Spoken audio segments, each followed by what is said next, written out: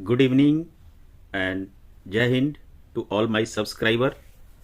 काफ़ी दिनों के बाद आपसे दोबारा आमने सामने होने का मौका मिला है। जैसा कि आप लोगों को पता है, एनसीसी की पाठशाला का ये एक जो इम्पोर्टेंट एपिसोड है जिसमें आपको एनसीसी के रिजल्ट के बारे में बताया जाएगा। उम्मीद है कि आपको इससे फायदा होगा। जैसा कि आप थंबनेल देख रहे हैं, एनसीसी की पाठशाला का ये एक अगला एपिसोड है जिसके अंतर्गत आपको रिजल्ट को सुधारने का एक और मौका कैसे आपको दिया गया है, उसका इस्तेमाल किस तरह से करना है, आपको क्या हक दिया गया है, आपको क्या अधिकार प्राप्त है, वो सभी चीज़ों को मैं विस्तार से बताऊंगा। इसके इस्तेमाल करने से आप में से अगर कोई फेल हुए हैं और उन्हें लगता है कि नहीं, उन्होंने परीक्षा में अच्छे से परीक्षा दिया है, अच्छे से रिजल्ट सॉल्व किया है, तो वो पास भी हो सकते हैं। तो ये एक ऐसा हथियार आपके हाथ में है जिससे आप अपनी किस्मत बदल सकते हैं। तो ये हर कैडेट को, हर एएनओ को, हर पीआई को, सभी को एनसीसी में पता होना चाहिए कि एक कैडेट को डीजी एनसीसी ने क्या हक दिया हुआ है। तो चलिए हम शुरू करते हैं एक एक करके। तो जैसा कि मैं देख पा रहा हूं कि आप जो हैं आने शुरू हो गया है, आप लोगों ने अटेंड करना शुरू कर दिया है। तो जय हिंद। जय हिंद रुपेश, जय हिंद रुपेश प्रजापति। सी सर्टिफिकेट में ग्रांटिंग से असंतुष्ट होते हैं तो क्या एक्सटेंशन लगा के एग्जाम? बिल्कुल रुपेश, अभी आगे मैं आपको धीरे धीरे बताऊंगा। जय हिंद रूपा, अभी आपको मैं बताऊंगा, आप बने रहें। और अब जब अगर बने रहेंगे तो फिर आपको पता चल पाएगा कि आपको क्या करना है। जैसा कि आपने अगर थंबनेल देखा होगा तो वहां से आपको पता चल जाता है कि डीजी एनसीसी ने आपको एज ए स्टूडेंट क्या क्या हक दिया हुआ है, आपको क्या अधिकार प्राप्त है। तो सबसे पहले मैं बताना चाहूंगा कि जितने भी हमारे सब्सक्राइबर हैं, जो लोगों ने एनसीसी को ज्वाइन किया हुआ है, और आपको मालूम है कि एनसीसी एक बेहतरीन ऑर्गेनाइजेशन है, एक बेहतरीन क्या कहा जाए, एक एक्टिविटीज है जिसके अंतर्गत आपको बिल्कुल मुफ्त में आपके व्यक्तित्व का विकास किया जाता है और आपको एक सशक्त नेतृत्व करने की क्षमताओं का उसमें आपको विकास किया जाता है। साथ ही साथ आप एडवेंचर एक्टिविटीज के अंतर्गत आप अपने शौक को भी सरकारी खर्चे पे पूरे कर सकते हैं। साथ ही साथ आप एसएससीडी के द्वारा अपने समाज, जिस समाज से हम आते हैं, आप उस समाज से जुड़ते हैं और आखिरी में आपको एक संयमित, अनुशासित, एक सजग नागरिक के रूप में आपको ट्रेंड किया जाता है, जिससे कि आप आगे भविष्य में चल के एक अच्छा, और आपके लिए वो काफी मददगार होता है। तो इन सब के बीच में आप जो भी पढ़ाई करते हैं, चाहे आप जूनियर डिवीजन के हैं, चाहे आप सीनियर डिवीजन के हैं, दोनों के लिए जो आज का मेरा क्लास है वो सारे एनसीसी कैडेट्स के लिए है। जो जूनियर डिवीजन या जूनियर विंग में है, जिन्होंने ए सर्टिफिकेट की परीक्षा दी है, उनके लिए भी है। और सीनियर डिवीजन, सीनियर विंग जिसमें बी सर्टिफिकेट की परीक्षा दिया है, उनके लिए भी है। और जिन्होंने थर्ड ईयर में आने के बाद सी सर्टिफिकेट की परीक्षा दी है, उनके लिए भी है। तो खास करके ये जो है उन सभी बच्चों के लिए, उन सभी कैडेट्स के लिए, उन सभी सब्सक्राइबर के लिए है। क्योंकि आप लोग मुझसे प्रश्न पूछते रहते हैं कि सर क्या करना है, परीक्षा अच्छा नहीं गया, या जितना मैंने लिखा मुझे अपने लिखे हुए के मुताबिक मुझे नंबर या ग्रेडिंग नहीं मिला। तो ऐसे सभी प्रश्नों का जवाब आपको आज मैं देने वाला हूं।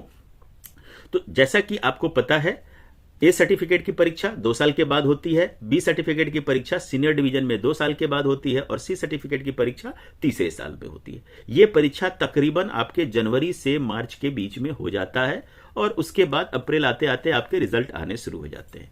जैसा कि आप लोगों को पता है, पिछले साल 23-24 में A certificate objective OMR MCQ type था, बी सर्टिफिकेट भी ऑब्जेक्टिव एमसीक्यू ओएमआर सीट के ऊपर था, और सी सर्टिफिकेट जो था वो सब्जेक्टिव ऑब्जेक्टिव दोनों मिला के पेपर पे था, डिस्क्रिप्शन लिखने वाला था, ओएमआर सीट पे नहीं था। तो कोई बात नहीं, जिन्होंने भी जिस जिस तरीके का परीक्षा दिया वो अच्छी बात है। लेकिन जब आप परीक्षा देते हैं और आपने अपनी पूरी मन लगा के आपने पढ़ाई किया, आपने रिजल्ट अच्छे आपको उम्मीद थे, लेकिन जब रिजल्ट निकलता है तो आपको लगता है कि आपके साथ जस्टिस नहीं हुआ, या आपने जितना लिखा है आपको उसने मुताबिक नंबर नहीं मिले हैं। इन परिस्थितियों में 2 हो सकती है। पहला कि आप एनसीसी की परीक्षा में आप असफल, अनुत्तीर्ण या फेल हो गए हैं। अगर आप फेल हो गए हैं और आपको लगता है कि नहीं, मैंने परीक्षा जो दिया है उसमें सफिशियंट मैंने लिखा है, मैं पास हो सकता हूं। तो एक तो ये कंडीशन हो सकता है।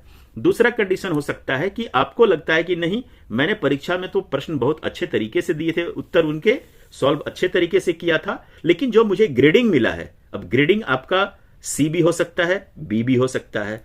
तो बी और सी ग्रेडिंग मिला है, लेकिन आपको लगता है कि नहीं, जो ग्रेडिंग मिला है वो मुझे मेरे परिश्रम के मुताबिक नहीं है, या मैंने इससे अच्छा नंबर का रिजल्ट उसमें लिख के आया हूं, और वो रिजल्ट जो आया है वो मेरे मेहनत के और मेरे आंसर शीट में दिए हुए जवाब के मुताबिक नहीं है। तो इन दोनों कंडीशन में अगर आप संतुष्ट नहीं हैं, या आपका ग्रेडिंग कम आया है, या आप फेल है, इन तीनों परिस्थितियों में डीजीएनसीसी ने आपको एक विशेष अधिकार दिया हुआ है। उसी विशेष अधिकार की मैं आज बात करने वाला हूं। जैसा कि आप सभी को मैंने भी बता रखा है, आपके सभी एएनओ को, पीआई को, इंस्टीट्यूट को बताया गया है कि एनसीसी एक नियम के अंतर्गत काम करती है, एक विशेष नियमावली से चलती है। उस नियमावली का नाम है SNCCO 2023। ये जो एक एनसीसी की नियमावली है, रूल्स हैं, वो डीजीएनसीसी ने बनाए हैं और आप सभी को उसका कॉपी दिया गया है। उसी में यह बताया गया है कि आपके पास एक ब्रह्मास्त्र ऑप्शन, आपके पास एक तरीका दिया गया है जिससे आप अपना संतुष्टि कर सकते हैं, तसल्ली कर सकते हैं, अपने आंसर सीट को देख सकते हैं। तो SNCCO 2023 के, अब आइए आपको उसमें क्या क्या लिखा हुआ है SNCCO को, वो मैं आपको डिटेल में हिंदी और अंग्रेजी दोनों भाषाओं में बताऊंगा, ताकि आप सभी सब्सक्राइबर को बिल्कुल क्लियर हो जाए और आप उस हक का जो आपको दिया गया है उसकी भली भांति इस्तेमाल करके आप अपने सफलता में चार चांद लगा सकते हैं। तो अभी मैं आपको शेयर करूंगा, आप उसको देखें, ध्यान से पढ़ें, नोट्स बना लें, और बाकी कैडेट, जो कैडेट आज अभी ऑनलाइन नहीं है, उनको भी बताएं, ताकि किसी के साथ कोई अन्याय नहीं हो, सभी को उनकी मेहनत के मुताबिक उनको मार्क्स मिले, ग्रेडिंग मिले, और वो पूरी तरह से संतुष्ट हों।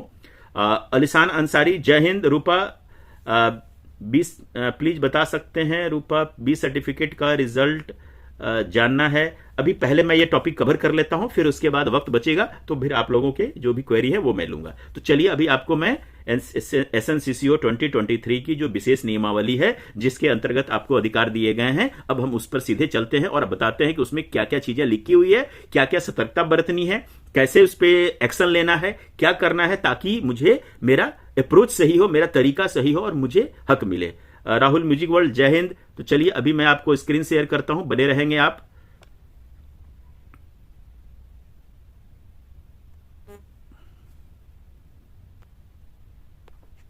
तो जैसा कि आप स्क्रीन पे देख रहे हैं, ठीक है, तो अभी जैसा कि मैंने आप लोगों को बताया कि डीजीएनसीसी ने आपको एक विशेष अधिकार दिया हुआ है SNCCO 2023 में।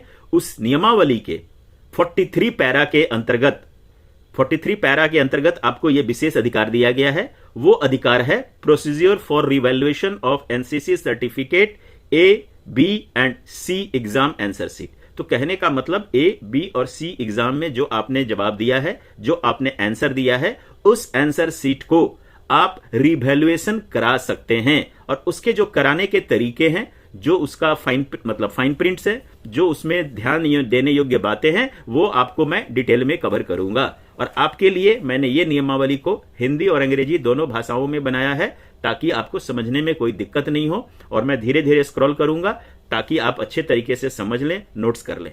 तो आइए अब देखते हैं कि जो नियमावली है, जो परीक्षा के लिए जो रूल्स बने हुए हैं, उसका पैरा 43 जो है वो क्या कहता है। तो जो 43 पैरा है वो कहता है री इवैल्यूएशन, मतलब हिंदी में अगर आप बोलेंगे तो उससे बोला जाएगा पुनर्मूल्यांकन, मतलब दोबारा चेक करवाना।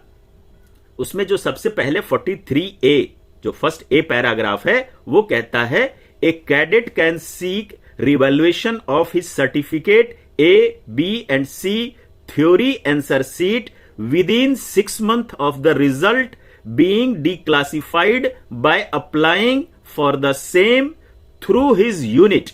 अभी देखेंगे तो इस पूरे सेंटेंस में मैंने 2 जगह हाईलाइट किया हुआ है, उसको विशेष महत्व देने की जरूरत है। मतलब है कि एक कैडेट अपने जो भी प्रमाण पत्र की परीक्षा A, B या C की दी है, जिसका सैद्धांतिक उत्तर पुस्तिका से वो संतुष्ट नहीं है, वो उसके पुनर्मूल्यांकन की मांग परिणाम घोषित होने के 6 महीने के भीतर आवेदन करके अपने यूनिट के द्वारा कर सकते हैं। तो कहने का मतलब जब रिजल्ट आधिकारिक तौर पे घोषित होता है उसके 6 महीने के अंदर आपको आवेदन एप्लीकेशन अपने यूनिट में जमा करना है। तो यहां पे कैच वर्ड या ध्यान देने योग्य बातें हैं कि रिजल्ट जब डिक्लेयर होता है। अब आता है कि रिजल्ट कब डिक्लेयर होता है, तो आपकी जानकारी के लिए बता दूं, सर्टिफिकेट ए और सर्टिफिकेट बी का जब रिजल्ट है, जब ग्रुप हेडक्वार्टर के ग्रुप कमांडर का काउंटर सिग्नेचर होता है तो ए और बी उसी समय डी क्लासिफाइड हो जाता है और उसी समय आपको बता दिया जाता है। सी सर्टिफिकेट का जो रिजल्ट है वो ग्रुप हेडक्वार्टर के बाद डायरेक्टरेट में भेजा जाता है और डायरेक्टरेट में जब एडीजी साहब उसको साइन करते हैं तब जाके वो डी क्लासिफाई होके घोषित किया जाता है कि किसके क्या रिजल्ट आए हैं। तो आपको ये क्लियर हो गया कि ए और बी ग्रुप कमांडर की साइन के बाद घोषित होता है और सी सर्टिफिकेट का रिजल्ट एडीजी के साइन के बाद घोषित किया जाता है। उसके बाद ये रिजल्ट आपके इंस्टीट्यूट में आपके एनओ को बता दिया जाता है, ईमेल के द्वारा भेज दिया जाता है, फिर वहां से आपको ये रिजल्ट पता चल जाता है। मेरी भी कोशिश रहती है कि रिजल्ट जल्द से जल्द बच्चों तक पहुंचा दी जाए, सब्सक्राइबर तक पहुंचा दी जाए। तो मेरे पास भी जो जो रिजल्ट आते जाता है वो मैं फिर आपको डायरेक्ट बता देता हूं ताकि आप जल्द से जल्द ये डिसीजन ले सकें। अब जो भी डेट को रिजल्ट निकला उसके 6 महीने के अंदर विद इन 6 मंथ आप अपने रिजल्ट को चैलेंज कर सकते हैं। चैलेंज करते समय आपको ध्यान देना है कि आपको एक आवेदन, आपको एक एप्लीकेशन लिखना है जो अपने यूनिट के कमांडिंग अफसर के नाम पे लिखना है। तो सबसे पहले it has to be one written application address to your unit, your battalion commander या बटालियन के जो सीओ साहब है उनके नाम से एप्लीकेशन होगा। हेडिंग होगा आपका पुनर्मूल्यांकन। इसके साथ साथ आगे मैं और भी बताऊंगा एक चीज कि आपको 2 पावर दिए गए हैं। पहला पावर है पुनर्मूल्यांकन, किन किन लोगों को रिवैल्यूएशन कराना है वो भी मैंने बता दिया। जो फेल हैं, उन्हें लगता है कि नहीं उन्होंने अच्छे से एग्जाम दिया है तो वो भी करवा सकते हैं पुनर्मूल्यांकन। और जो बच्चे या जो कैडेट बी और सी में उन्हें लगता है कि उनकी ग्रेडिंग सी या बी जो मिला है वो उनके आंसर सीट के मुताबिक नहीं है तो वो भी डाल सकते हैं रिवैल्यूएशन में। तो इस तीनों कैटेगरी वाले जो हैं वे एक एप्लीकेशन लिखेंगे, एप्लीकेशन में प्रॉपर हेडिंग देंगे, सब्जेक्ट देंगे और उस सब्जेक्ट के अंतर्गत इन बातों का चर्चा करेंगे। अगर आप इंग्लिश में लिख रहे हैं तो उसमें वर्ड होना चाहिए रिवैल्यूएशन, और अगर आप हिंदी में यूज कर रहे हैं, हिंदी में कर रहे हैं तो उसमें होना चाहिए पुनर्मूल्यांकन। ठीक है, तो ये 2 चीज जो मैंने आपको बताएं ये दोनों होने चाहिए, क्योंकि मैंने देखा है कि बहुत सारे लोगों का जो एप्लीकेशन आता है उसमें वो कुछ और ही वर्ड का इस्तेमाल कर देते हैं। तो कृपया शब्दों के चयन में सावधानी बरतें। इंग्लिश में अगर आप लिख रहे हैं तो रिवैल्यूएशन वर्ड होना चाहिए और हिंदी में लिख रहे हैं तो पुनर्मूल्यांकन होना चाहिए। तो ये 2 शब्द जो है महत्वपूर्ण है। तीसरा मैंने बोला आपका एप्लीकेशन होगा, वो एप्लीकेशन आप खुद लिखेंगे, हाथ से लिखेंगे और इस एप्लीकेशन को अपने एएनओ से रिकमेंड करा के अपने बटालियन में भेज देंगे और साथ ही साथ कोशिश करेंगे कि इसको ईमेल के द्वारा भी भेज दें ताकि जो कहते हैं हार्ड कॉपी और सॉफ्ट कॉपी दोनों तरीके से आप अपने बटालियन को बता दें। फिर उसके बाद क्या कार्रवाई होगी वो मैं बताता हूं। जैसे ही आपने आवेदन दे दिया उसके बाद होता क्या है, revaluation can be sought by a cadet under following circumstances. कहने का मतलब है कि निम्नलिखित परिस्थितियों में कैडेट पुनर्मूल्यांकन की मांग कर सकता है। क्या क्या कंडीशन है? तो पहला है, if the cadet feels his or her marks are not commensurating to his answer, उसे अगर ये लगता है कि उसके जो अंक मिले हैं, जो उसका ग्रेडिंग मिला है या वो फेल है, वो उसके उत्तरों के अनुरूप नहीं है। तो पहला कंडीशन हो गया कि if you are not satisfied and if you think your marks are not as per your answer given in your answer sheet, this is the first condition। तो ये हो गया पहला कंडीशन। अब दूसरा कंडीशन क्या हो सकता है? if the cadet feels totalling mistake in his or her answer sheet. अगर कैडेट को लगता है कि उत्तर पुस्तिका में जो भी उसने जवाब दिए हैं, जो भी कॉपी चेक करने के दरमियान उसमें मार्क्स या अंक दिए गए हैं, उनको जोड़ने में टोटलिंग का मिस्टेक हुआ होगा, तो उस कंडीशन में भी वो रिवैल्यूएशन मांग सकते हैं। इसके साथ साथ जो तीसरी कंडीशन है, if the cadets feel there might be few answer unchecked unmarked in his or her answer sheet. अगर यदि कैडेट को लगता है कि उसके कुछ आंसर सीट में, उत्तर पुस्तिका में कुछ उत्तर का मूल्यांकन हुआ ही नहीं हो या उस पे मार्क्स दिया ही नहीं हो, तो उस कंडीशन में वो उसको रिवैल्यूएशन पुनर्मूल्यांकन में डाल सकते हैं। अब कैसे होता है आपको बता दिया कि आपको एप्लीकेशन देनी है, एएनओ से रिकमेंड करानी है, बटालियन में देनी है, हार्ड कॉपी भेजनी है पोस्टल पोस्ट से या बाय हैंड हैंडओवर करनी है। जब कभी बाय हैंड देते हैं तो आप उसको एक रिसिप्ट ले लें। इसीलिए मैंने कहा कि इसकी एक कॉपी आप ईमेल से भी भेज दें, क्योंकि ईमेल देने के बाद आपको रिसिप्ट की जरूरत नहीं पड़ती है और वो रिसिप्ट अपने आप आपका ईमेल माना जाता है। तो दोनों तरीके से आप जाके बटालियन में दें और उसकी रिसिप्ट अवश्य लें, साथ ही साथ ईमेल में भेज दें, ताकि किसी भी तरह से आपका एप्लीकेशन मिस नहीं हो, कंसिडर हो उसके अंदर। अब आते हैं अगला point, the revaluation will be done at group headquarter level through a board of officers. जो ये रिवैल्यूएशन की प्रक्रिया है, ये प्रक्रिया ग्रुप हेडक्वार्टर पे होती है। ग्रुप हेडक्वार्टर के अंदर तकरीबन 7 से 10 बटालियंस या यूनिट होती हैं। जब सारे बच्चों का एप्लीकेशन आ जाता है, तब ग्रुप हेडक्वार्टर एक बोर्ड ऑफ अफसर्स का गठन करती है, जो कि पुनर्मूल्यांकन करता है। और यह पुनर्मूल्यांकन आपको ग्रुप मुख्यालय के स्तर पर किया जाता है, बटालियन के लेवल पे नहीं होता है। अब आइए कि जो रिवैल्यूएशन बोर्ड होता है, जिसे ग्रुप हेडक्वार्टर ऑर्डर करती है, वो क्या क्या होता है, कैसे काम करता है। Revaluation will encompass the following. जो रिवैल्यूएशन होता है उसमें क्या क्या शामिल होता है या वो क्या करता है। तो सबसे पहला, evaluate any unmarked answer only. यहां पे मैंने अनमार्क्ड आंसर को हाईलाइट किया है। रिवैल्यूएशन पुनर्मूल्यांकन जब आप चैलेंज करते हैं, तब आपके आंसर सीट में अगर कोई आंसर को चेक नहीं किया गया, मार्क नहीं दिया गया, तो वैसे आंसर को दोबारा चेक करके सही या गलत जैसा भी है उसमें मार्क्स दिया जाता है। हिंदी में बोले तो किसी भी अचिन्हित उत्तर का ही मूल्यांकन किया जाता है। इसको दूसरे तरीके से अगर आप समझें, जो आंसर को एक बार चेक करके जो भी नंबर दे दिया गया, उसको दोबारा चेक नहीं किया जाता है। जो भी पीआई या एएनओ ने चेक किया और चेक करने के बाद जो भी उसमें आंसर में नंबर दे दिया, मार्क्स दे दिया, वो मार्क्स को चैलेंज नहीं किया जाता है, दोबारा रीचेक नहीं किया जाता है, वो फुल एंड फाइनल है। तो कहने का मतलब आपका कोई ऐसा क्वेश्चन जो अनचेक्ड रह गया हो, उन्हीं को चेक करके नंबर दिया जाता है। अभी जैसा कि आपको मालूम है, ओएमआर आ गया है सिस्टम, ए में 140, बी और सी में 175, और इस साल, पिछले साल जो एग्जाम हुआ था उसमें सब्जेक्टिव क्वेश्चंस थे। तो इसमें से हो सकता है कि कोई क्वेश्चन का आंसर अनमार्क्ड रह गया हो, तो उनको चेक किया जाता है, और जो मार्क है उनको रीचेक नहीं किया जाता है। तो ये आपको बिल्कुल क्लियर होना चाहिए। अब आ जाइए दूसरा, रीचेक टोटलिंग ऑफ मार्क्स। अंकों के योग की दोबारा जांच की जाती है। अब जैसा कि मैंने पहला में बोला था कि अनमार्क्ड आंसर को चेक करके नंबर डाला जाता है, तो जो चीजें छूट गई हो, अगर मान लीजिए किसी का कोई क्वेश्चन चेक नहीं हो पाया होगा इतने सारे क्वेश्चंस में, तो उसको चेक करके सही और गलत जो भी उसका आंसर है उसके मुताबिक उसमें नंबर दे दिया जाता है। और फिर से एक बार टोटलिंग को चेक किया जाता है कि क्या सभी क्वेश्चंस के जो मार्क्स हैं, जो नंबर मिले हैं, वो नंबर टोटल में शामिल है कि नहीं है, क्योंकि कभी कभी टोटलिंग करने में भी मिस्टेक हो जाती है। तो उसको रीचेक करते हैं टोटलिंग को दोबारा कि क्या रीटोटलिंग करेक्ट है कि नहीं है। तो ये हो गया 2 कंडीशन। अब ये 2 कंडीशन के बाद जो भी रिजल्ट में बदलाव होता है, उसी के आधार पे recommendation of issue of fresh certificate, नया प्रमाण पत्र जारी करने के लिए सिफारिश करता है बोर्ड।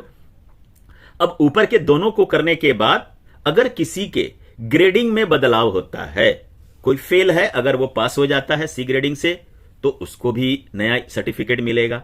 कोई सी सर्टिफिकेट वाला है, रिवैल्यूएशन में उसका सी से बी हो गया, उसको भी नया सर्टिफिकेट मिलेगा। अगर किसी का बी सर्टिफिकेट है, उसका रिवैल्यूएशन हुआ, उसका ए ग्रेडिंग हो गया। तो जहां ग्रेडिंग चेंज होता है, उनके लिए ये बोर्ड जो है फ्रेश सर्टिफिकेट जारी करने की सिफारिश करता है, और इस बोर्ड के आधार पे फिर उन कैडेट्स को नया फ्रेश सर्टिफिकेट इशू होता है। अब यहां पे एक और बात आती है कि सर हमने रिवैल्यूएशन में डाल दिया, चेक भी हो गया, रीटोटलिंग भी हो गया, लेकिन रिजल्ट में कोई बदलाव नहीं हुआ, तब आपको फ्रेश सर्टिफिकेट नहीं दिया जाएगा। आपका जो पुराना सर्टिफिकेट है वही लागू होगा। तो यहां तक आपका हुआ रिवैल्यूएशन और पुनर्मूल्यांकन। जैसा कि आपने अगर शुरू से आप बने होंगे, तो मैंने बोला था कि इसमें 2 चीजें आपको ध्यान रखनी है। तो वो 2 चीज कौन कौन सी हैं, अभी मैं आता हूं उसी दूसरे चीज पे, क्योंकि यहां पर आपको 2 अधिकार दिए गए हैं। तो 2 अधिकार दिए गए हैं, और वो दोनों अधिकार बिल्कुल मुफ्त दिया गया, उसके लिए 1 पैसा नहीं लगता है। जब आप आंसर सीट को चैलेंज करते हैं तो आपको ये फ्री ऑफ कॉस्ट ये अधिकार दिया गया है। तो मेरी आपसे अनुरोध है, रिक्वेस्ट है कि आप इन दोनों अधिकारों का इस्तेमाल करें, क्योंकि मैंने देखा है अधिकतर कैडेट्स जानकारी के अभाव में सिर्फ एक ही करते हैं, रिवैल्यूएशन। लेकिन जब आपको दो अधिकार दिए गए हैं तो आप क्यों एक अधिकार को इस्तेमाल करते हैं? आप दोनों को करें ताकि आपको पूरी तसल्ली हो। अब ये जो दूसरा पावर है या जो दूसरा अधिकार है, इसका थोड़ा मैं बैकग्राउंड बता देता हूं कि जैसा कि आप लोगों को मालूम है कि आज की डेट में सूचना का अधिकार आरटीआई सभी को दिया गया है। तो बाकी जगहों पे आपने देखा होगा कि आरटीआई का अधिकार का इस्तेमाल करके आप आंसर सीट मंगा सकते हैं, देख सकते हैं। तो उसी से ये जो है नियमावली के अंदर आपको अधिकार दिया गया है, वो भी मुफ्त। वहां आरटीआई डालने के लिए आपको 10 रुपये लगते थे, लेकिन वही अधिकार आपको यहां बिल्कुल मुफ्त दिया गया है। क्या है वो अधिकार? पहला आपने बोल दिया रिवैल्यूएशन, पुनर्मूल्यांकन, ये आप अपने एप्लीकेशन में अवश्य लिखना है। अब दूसरा अधिकार जो है वो आपका inspection of evaluated answer sheet by cadet, मतलब आपको आंसर सीट देखने का अधिकार, कैडेट द्वारा मूल्यांकित उत्तर पुस्तिका का निरीक्षण। ये जो है inspection of evaluated answer sheet by cadet, यहां पर मैं हाईलाइट करना चाहूंगा दो बातें कि आपको पुनर्मूल्यांकन के साथ साथ, रिवैल्यूएशन के साथ साथ आंसर सीट को देखने का, निरीक्षण करने का, इंस्पेक्शन करने का अधिकार दिया गया है, वो भी मुफ्त। तो इसका भी आप इस्तेमाल करें। जब आप एप्लीकेशन डालते हैं अपने रिजल्ट को चैलेंज करने के लिए, तो उसके सब्जेक्ट में भी और नीचे विषय जब लिखते हैं, जब आप विवरण लिखते हैं, डिटेल उसका डिस्क्रिप्शन लिखते हैं, दोनों जगहों पे ये दो शब्द का जरूर इस्तेमाल करें। पहला, मैं अपने उत्तर पुस्तिका का पुनर्मूल्यांकन चाहता हूं। दूसरा जो है, मैं अपने उत्तर पुस्तिका का निरीक्षण करना चाहता हूं। ये हिंदी में हो गया, अपने उत्तर पुस्तिका का निरीक्षण और पुनर्मूल्यांकन। अगर आप इंग्लिश में एप्लीकेशन लिख रहे हैं तो रिवैल्यूएशन और inspection of evaluated answer seat. तो ये दोनों वर्ड को इस्तेमाल करें, सही शब्द का चयन करें, सही शब्द इस्तेमाल करेंगे तो आपको उत्तर पुस्तिका चेक होने के बाद दिखाई जाएगी। और चाहो तो आप इन दोनों में से किसी एक का भी इस्तेमाल कर सकते हो, चाहे वो पहले का, चाहे दूसरे का, या दोनों। अब चूंकि ये दोनों मुफ्त में आपको दिया गया है, तो मैं चाहूंगा कि मेरे जो सब्सक्राइबर हैं वो इन दोनों का इस्तेमाल करें। जब आप दोनों का इस्तेमाल करेंगे तो आपकी उत्तर पुस्तिका रिवैल्यूएशन होगा और फिर आपसे निरीक्षण कराई जाएगी। आपने अगर सिर्फ रिवैल्यूएशन लिखा तो रिवैल्यूएशन करके रिजल्ट में जो बदलाव होगा वो बता दिया जाएगा। अगर आपने सिर्फ निरीक्षण बोला तो आपको उत्तर पुस्तिका दिखा के फिर ले ली जाएगी। तो मेरी सलाह है कि आप अपने आवेदन में दोनों चीज लिखें, रिवैल्यूएशन, पुनर्मूल्यांकन, और साथ ही साथ inspection of evaluated answer seat या मूल्यांकित की हुई उत्तर पुस्तिका का स्वयं से निरीक्षण।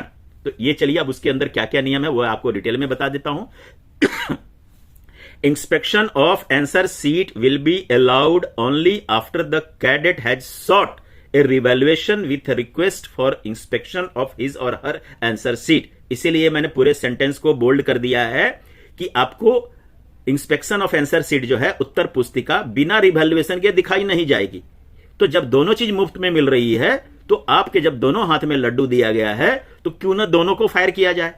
तो इस चीज को ध्यान रखेंगे कि आपके एप्लीकेशन में रिवैल्यूएशन भी होगा और इंस्पेक्शन ऑफ आंसर सीट भी होगा। मतलब कैडेट द्वारा मांगे जाने के बाद ही उत्तर पुस्तिका के निरीक्षण की अनुमति होगी। मतलब वो कैडेट जो है अपने पुस्तिका का पुनर्मूल्यांकन और निरीक्षण दोनों के लिए आवेदन देगा।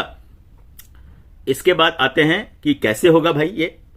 The cadet requesting for the inspection of evaluated answer sheet will be called to the office and shown their answer sheet in the presence of a designated officer। जैसा कि मैंने बताया कि ये जो बोर्ड ऑफ अफसर्स होगा, ये board of officers, अगर आपने रिवैल्यूएशन के साथ साथ इंस्पेक्शन ऑफ आंसर सीट, उत्तर पुस्तिका का निरीक्षण भी डाल रखा है, तब आपको बताया जाएगा कि आपकी उत्तर पुस्तिका किस दिन किस समय पे रिवैल्यूएशन होगा।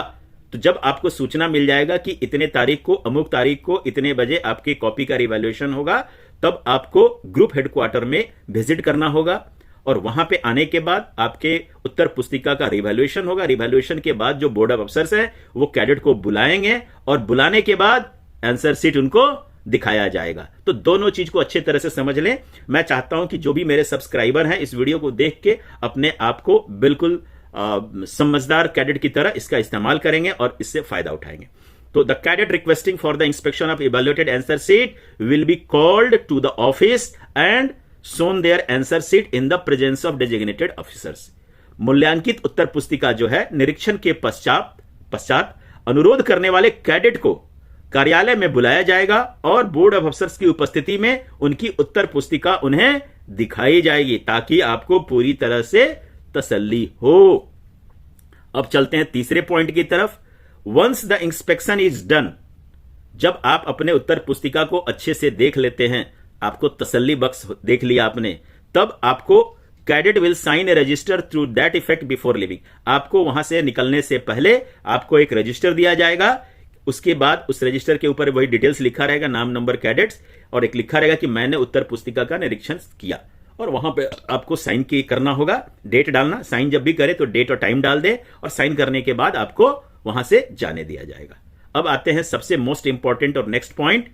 Copy of evaluated book will not be provided to the cadet और nor any photograph of evaluated answer sheet will be allowed. कहने का मतलब है, यह बहुत ही इंपॉर्टेंट है कि कैडेट को उसकी इवेल्युएटेड मूल्यांकित उत्तर पुस्तिका की कोई भी फोटोस्टेट कॉपी छाया प्रति प्रदान नहीं की जाएगी और न ही उसकी कोई फोटोग्राफी की जाएगी। बाकी जगहों में आरटीआई में क्या होता है कि आपको फोटोस्टेट कॉपी आपको मिल जाती है, लेकिन यहां पे थोड़ा सा रिस्ट्रिक्शन ये है कि आपको आंसर शीट देखने को दिया जाएगा। समझ बुझ के देखिए, फिर साइन कीजिए और जाइए। आपको उसकी कोई भी फोटो कॉपी प्रदान नहीं की जाएगी और न ही उसका आपको फोटो खींचने दिया जाएगा। तो ये आपको लाल रंग से इसलिए मैंने लिखा है कि ये बच्चों के दिमाग में बिल्कुल क्लियर हो, ताकि आपको ऐसा ना लगे कि आपके साथ जस्टिस नहीं हुआ। उसके बाद अगला भी एक इंपॉर्टेंट पॉइंट है, answer sheet will not be shown to any other individual on behalf of the affected cadet. कहने का मतलब कि ये जो पूरी प्रक्रिया मैंने बताया, इवैल्यूएशन ऑफ आंसर शीट, उत्तर पुस्तिका का पुनर्मूल्यांकन और उसके साथ साथ आंसर शीट को देखना, inspection of evaluated answer sheet, मूल्यांकित उत्तर पुस्तिका का निरीक्षण, ये दोनों जो चीज हैं वो जो कैडेट प्रभावित है, जो कैडेट अफेक्टेड है, जिस कैडेट को लगता है कि उसके साथ जस्टिस नहीं हुआ है, सिर्फ उन्हीं को दिखाया जाएगा। ऐसा नहीं होगा कि आप अपने एनओ को ले आए या अपने पेरेंट्स को लेके आए हैं और बोलेंगे कि आप उनको दिखा दें। तो जो भी ये आंसर शीट को दिखाया जाएगा वो उस कैडेट को दिखाया जाएगा जिसका आवेदन, जिसका एप्लीकेशन बटालियन के थ्रू ग्रुप हेडक्वार्टर में पहुंचा है। तो उम्मीद है कि यहां तक आपको बिल्कुल क्लियर हो गया होगा। और उसके बाद आपकी जानकारी के लिए बता दूं, एक ये विशेष इंफॉर्मेशन है उसके अंतर्गत कि आपको पता होना चाहिए कि ए, बी और सी तीनों का जो आंसर शीट होता है, उत्तर पुस्तिका जो होती है, इसको 3 साल की अवधि तक उचित लेवल पे बटालियन, ग्रुप या डायरेक्टरेट में उसको संभाल के रखी जाती है। उसके बाद उसे जला दिया जाता है। तो ये इसलिए रहता है कि कल को कोई अगर इसमें कानूनी प्रक्रिया होती है तो फिर उसके लिए ये प्रूफ के तौर पे रखा जाता है 3 साल के लिए। और जैसा कि मैंने पहला बताया था कि आप परीक्षा के परिणाम निकलने के 6 महीने के अंदर आप इसको चैलेंज कर सकते हैं। तरीका क्या है बता दिया, घुंडी क्या है वो बता दिया, और आपको बताया कि आप रीवैल्यूएशन, पुनर्मूल्यांकन के साथ साथ inspection of evaluated answer sheet और मूल्यांकित उत्तर पुस्तिका का निरीक्षण वो भी डालें, क्योंकि दोनों चीज आपको टोटली फ्री ऑफ कॉस्ट दिया गया है। एप्लीकेशन क्या लिखना है, किन बातों का ध्यान रखना है, किन शब्दों का चयन करना है, ये सब चीजें मैंने आपको डिटेल में बता दिया। तो उम्मीद है कि इससे हमारे जो सब्सक्राइबर हैं वो अपने आप को स्ट्रांग फील करेंगे और अपने आप को बिल्कुल कहते हैं ना, पता होना चाहिए उन्हें कि भाई उनका क्या हक है। जैसे कहते हैं जागो भुगता जागो, तो मैं भी वही बार बार कहता हूं, जागो एनसीसी कैडेट जागो। और ये आपको एक हथियार दिया गया है, इस हथियार का उचित इस्तेमाल करें। इसी के साथ साथ मैं आपसे रिक्वेस्ट करना चाहूंगा कि अभी जो भी हमारे सब्सक्राइबर सीनियर डिवीजन में आ गए हैं या जिन्होंने एग्जाम दे दिया या जो एनसीसी से निकल रहे हैं, चूंकि आप लोगों के लिए बड़ी मेहनत से ये मैंने चैनल बनाया हुआ है, तो आपको दिक्कत ना हो, आपको सुविधा हो पढ़ाई करने के लिए, तो जरूरी है कि जो भी ये चैनल बनाया गया है इसके बारे में आप अपने जूनियर को, आप अपने दोस्तों को बताएं, ताकि वो भी इस चैनल को सब्सक्राइब करें और उन्हें भी कोई दिक्कत नहीं हो और वो भी अपने आप को नियम कानून से जानकार हो, ताकि उन्हें के साथ भी कोई अन्याय नहीं हो। और आपकी जानकारी के लिए बता दूं कि इस चैनल के ऊपर डीजी एनसीसी के जो लेटेस्ट सिलेबस है 2019 का, उसके मुताबिक सभी विषयों का लगभग आपको वीडियो बना के मैंने अपलोड कर दिया है। अभी यहां पर आप ये लिंक देख सकते हैं और इस लिंक की कॉपी मैंने डिस्क्रिप्शन में डाल दिया है। अगर आप वीडियो देख रहे हैं तो इस वीडियो के डिस्क्रिप्शन में जाएं, वहां पर आपको लिंक मिलेगा, वहां से आप इस चैनल को सब्सक्राइब कर सकते हैं। और अगर आप जूनियर और सीनियर डिवीजन में हैं तो आपका पहला वीडियो कौन सा होगा और पूरे सब्जेक्ट के जो वीडियोज हैं उसका एक मैंने आपकी सहूलियत के लिए एक पीडीएफ बना रखा है, जिसका लिंक अभी आप यहां देख रहे हैं। यही लिंक मैंने डिस्क्रिप्शन में भी दे दिया है। इस लिंक पे क्लिक करते ही आपको एक पीडीएफ खुलेगा। उस पीडीएफ में सभी विषयों का लिंक होगा। वहां लिंक पे क्लिक करते ही आपको यूट्यूब पे वो वीडियो चल पड़ेगा। और अगर किसी वजह से कोई दिक्कत आ रही है तो आप उस लिंक को कॉपी करें और अपने ब्राउजर में पेस्ट करें तो आपका यूट्यूब पे वीडियो वो चल जाएगा। और जैसा कि मैं बार बार कहता हूं, पढ़ेगा एनसीसी कैडेट और ए ग्रेडिंग लाएगा एनसीसी कैडेट। तो मैं चाहता हूं कि हमारे सारे सब्सक्राइबर जो है बिल्कुल सही तरीके से पढ़ें और डीजीएनसीसी के मुताबिक पढ़ें, क्योंकि मैंने देखा कि बहुत सारे जो वीडियो चैनल्स हैं वो सही तरीके से नहीं बनाया हुआ है और जिसकी वजह से वो गलत पढ़ते हो आप, आपका टाइम वेस्ट होता है। क्योंकि मुझे मालूम है कि as a student, as a cadets आपके लिए टाइम बहुत इंपॉर्टेंट है। तो आप सही पढ़ें, अच्छे तरीके से पढ़ें और अपने पास अगर कम टाइम है तो इसमें वीडियो में फायदा यह है कि आप इसको 1.2x या 1.5x पे चला के आप जल्दी जल्दी इसको देख सकते हैं। तो खुद देखें, पढ़ें, समझें और उसके नोट्स बनाएं। और जब तक ये आप दूसरों को भी नहीं बताएंगे तो इसका कुछ फायदा नहीं है। तो जरूरी है कि आप इस विषय को अच्छे से पढ़ें और उसको इम्प्लीमेंट। अब मैं आपका क्वेश्चन एक एक करके ले लूंगा, देखता हूं आपके क्या क्या डाउट्स आए हैं। आदर्श कुमार झा, जय हिंद। आदर्श कुमार झा, सर ड्रिल में फेल हैं। देखिए, जैसा कि मैंने अभी आपको पूरा डिटेल में दिखाया, ये सिर्फ थ्योरी पेपर का ही है और मुझे आश्चर्य हो रहा है कि आप ड्रिल में फेल हैं, क्योंकि मेरा तजुर्बा यह कहता कि लगभग 99.99% कैडेट्स जो है वो ड्रिल में फेल नहीं होते हैं। और आपने 2 साल में ड्रिल किया है और ड्रिल में आपने अगर 14 कदम चल के सावधान करके सैल्यूट कर दिया अच्छे से तो आपको बिल्कुल पास किया जाएगा। तो आप चेक करें, कोई बहुत बड़ी मिस्टेक या गड़बड़ हुई होगी।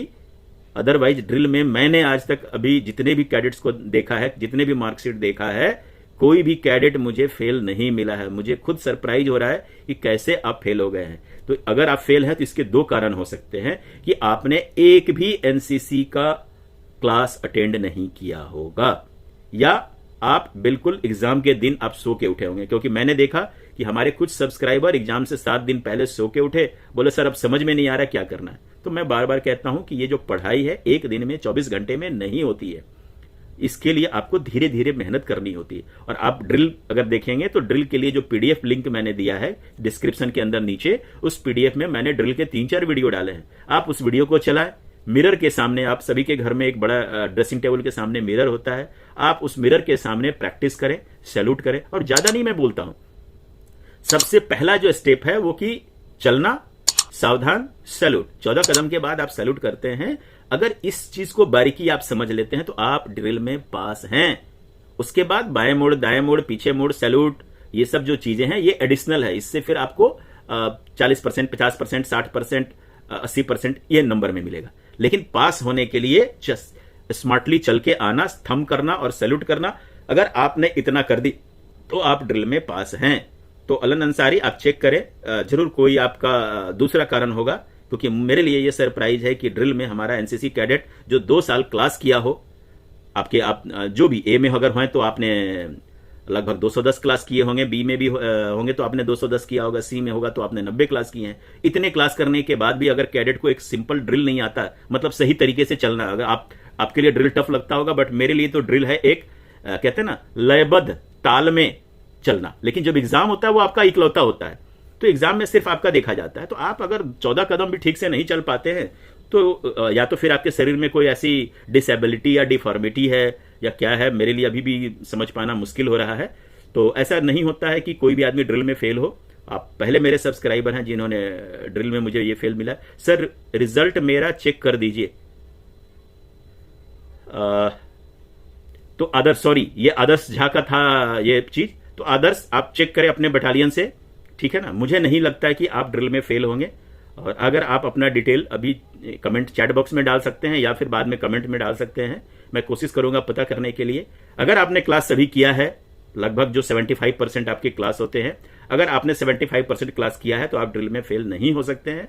और मुझे लग रहा है कि या तो आपने बिल्कुल क्लास नहीं किया है और या तो कुछ और बात है, तो आप अगर डिटेल देंगे तो मेरी कोशिश रहेगी कि मैं बातचीत करके पता करूं कि आपके साथ क्या हुआ है। और जो आज के थंबनेल था, जैसा कि ऑनलाइन क्लास का टॉपिक था, हेडलाइंस था, तो उम्मीद है कि इस वीडियो को देखने के बाद मेरे सभी सब्सक्राइबर अपने आप को एनसीसीओ के अंतर्गत 2023 के अंतर्गत जो उन्हें विशेष अधिकार दिए गए हैं, एक पुनर्मूल्यांकन, उत्तर पुस्तिका का पुनर्मूल्यांकन, रिवैल्यूएशन ऑफ आंसर सीट, और दूसरा inspection of evaluated answer sheet, पुनर्मूल्यांकित उत्तर पुस्तिका का निरीक्षण, ये 2 अधिकार जो दिया गया है उसको सही तरीके से कैसे इस्तेमाल करना है, कैसे इस वेपन को आप यूज करना है अपने अच्छे रिजल्ट करने के लिए, तो उम्मीद है कि आप सभी करेंगे। और सबसे आखिरी बात, ये जो दोनों सुविधाएं आपको दी गई हैं बिल्कुल मुफ्त में दी गई हैं और रिजल्ट निकलने के 6 महीने के अंदर है।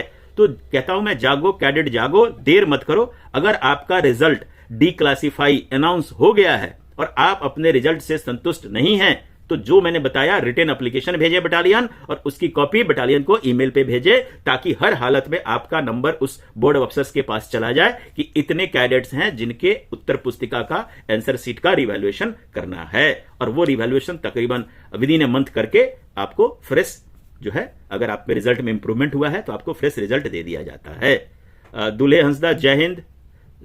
रुपेश सर, सी सर्टिफिकेट का फिर से एग्जाम दे सकते हैं और पिछला वाला सर्टिफिकेट रद्द हो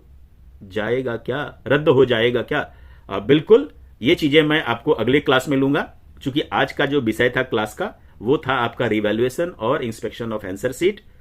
इस मुद्दे के ऊपर मैंने सोचा कि आपके काफी सारे क्वेश्चंस आ रहे थे, तो 2 चीज है अभी जो मैंने बताया। अभी आप जहां पे खड़े हैं, अभी जो टाइम चल रहा है अप्रैल के महीने में, अभी एग्जाम दे सकते हैं कि नहीं दे सकते हैं, यह बाद का चीज है। पहला है कि जो भी एग्जाम आपने दिया है उस एग्जाम से अगर आप संतुष्ट नहीं हैं तो आपको क्या अधिकार है, उस अधिकार को यूज करें। उस अधिकार के यूज करने के बाद अगर आप फिर भी फेल हैं, तब आपके पास क्या ऑप्शन है। या आपने एग्जाम दिया, आपको मिला सी ग्रेडिंग, आपने रिवैल्यूएशन में डाला, इंस्पेक्शन आंसर सीट में डाला, आपका रीचेक भी हुआ, आपको आंसर सीट दिखाया गया, फिर भी आपके रिजल्ट में कोई इंप्रूवमेंट नहीं हुआ, मतलब आप सी ग्रेडिंग आपको थी और बाद में भी आपकी ग्रेडिंग सी ही रह गई, तो 2 कंडीशन, पहला फेल, दूसरा ग्रेडिंग जो सी था या बी था, इन दोनों बी और सी ग्रेडिंग में कोई इंप्रूवमेंट नहीं हुआ। इन दोनों कंडीशन में रिवैल्यूएशन के बाद आपके पास क्या ऑप्शन बचता है वो मैं आने वाले वीडियो में कवर करूंगा, वो एक अलग वीडियो होगा। उन दोनों वीडियो को मिला के आप देखेंगे। अभी चूंकि अप्रैल का महीना चल रहा है, आपका रिजल्ट निकल रहा है, तो आपके लिए चूंकि ये इंपॉर्टेंट था, तो इसीलिए मैं ये वीडियो लेके आया हूं और वो वीडियो आपको मैं आगे बनाऊंगा, फिर आपको लेके आऊंगा। और चूंकि अभी 6 महीना के अंदर आपको रिवैल्यूएशन में डालना है, आंसर शीट देखना है, तो अभी जिस चीज को मैं वीडियो दिखा रहा हूं आप इसको देखें और इस पावर का आप यूज करें, क्योंकि यह पावर बिल्कुल मुफ्त दिया गया है, बिना किसी दबाव के बेहिचक इसका आप इस्तेमाल कर सकते हैं। तो उम्मीद है कि आपको यह वीडियो अच्छा लगा होगा। अगर अच्छा लगा होगा तो कृपया एक नीचे लाइक बटन है उसको लाइक करें, शेयर करें, ताकि मैं उत्साहित होकर और भी ऐसे अच्छे अच्छे वीडियो बिल्कुल नियमावली के मुताबिक आपके लिए लाता रहूं। तो एक बार मैं आपको उस नियमावली की कॉपी जो है वो मैं शेयर कर देता हूं, ताकि आपको पता चले कि नियमावली में यह किस तरह से दिया हुआ है। तो अभी जो स्क्रीन पे आप देख रहे हैं, तो ये जो स्क्रीन पे आपको जो दिख रहा है वो इस नियमावली की कॉपी है। तो उम्मीद है कि आपको ये बिल्कुल क्लियर दिख रहा होगा। तो जो चीज मैंने अभी आपको पढ़ाया उसी नियमावली का ये पेज का एक्सट्रैक्ट है, कॉपी है। तो ये मैंने आपकी जानकारी के लिए शेयर कर दिया है। तो उम्मीद है कि आपको ये ये